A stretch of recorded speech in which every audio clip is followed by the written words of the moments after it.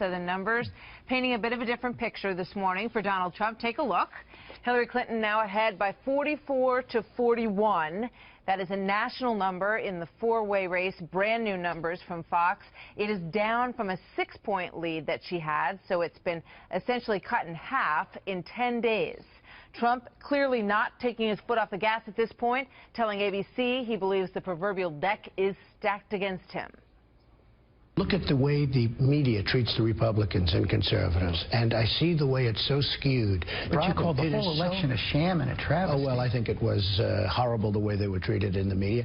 The only thing worse is the way I'm being treated. Look, I'm being treated. Hey, it's record-setting bad treatment what I'm getting. It's the greatest pile-on in American history. I go to these rallies and they're starting to hate the media because they see it's all a big lie. And not all, but a lot of it's a big lie.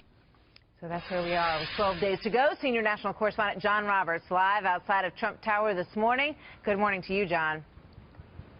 Martha, good morning to you. Donald Trump spent the night here at Trump Tower. He's leaving in probably the next hour, I would think, for Ohio, where he's got 3 events today. Yesterday, had a couple of events in the battleground state of North Carolina. Hillary Clinton's ahead of him in North Carolina by 2, whereas in Ohio, Donald Trump leads by just a little more than 1 point. Taking a page yesterday in a big speech in Charlotte from FDR's playbook, promising a new deal for African Americans based on safe communities, great education, and high-paying jobs, telling voters yesterday he is the candidate who can bring about actual change in Washington, not Hillary Clinton. Listen to what he said yesterday. Our opponent represents the rigged system and the failed thinking of yesterday. Hillary Clinton's campaign offers only the depressing pessimism that says this is as good as it gets and it's never going to get better.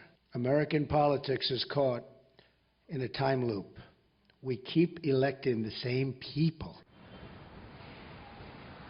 And Donald Trump opened up a new line of attack against Hillary Clinton yesterday. It's actually a very familiar line, one that he used very effectively against Jeb Bush in the early primary season, calling her, quote, low energy, Martha. Yeah, we all remember that.